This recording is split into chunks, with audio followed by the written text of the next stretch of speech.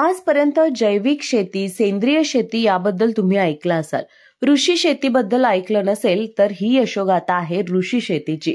विनोबा भावे यांनी 1934 मध्ये पवनारच्या धाम नदीच्या तीरावर एक आश्रम सुरू केला. महत्वाचं म्हणजे हे आश्रम फक्त महिलांचं आहे.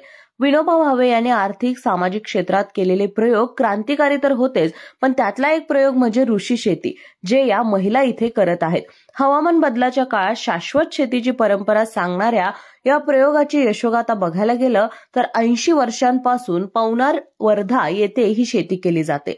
मैथिली दिदी या गेली 3 वर्षांपासून येथे राहतात आणि ही शेती करतात. इथे कोणी नोकर नाही आणि कोणी मालक नाही.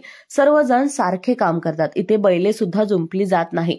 जे काही शेतीचं काम आहे ते माणसं मिळून करतात आणि म्हणूनच या आश्रमातील महिलांनी ही ऋषी शेती जपली आहे आणि या पद्धतीनंच त्या शेती करत आहेत. यामधून त्यांना मानसिक आनंद तर मिळतोच, पण रोजगाराची ही संधी उपलब्ध होते आणि आपण निसर्गाला हातभार लावतोय ही भावना सुद्धा जागृत होत असल्याचं इथल्या महिला सांगतात.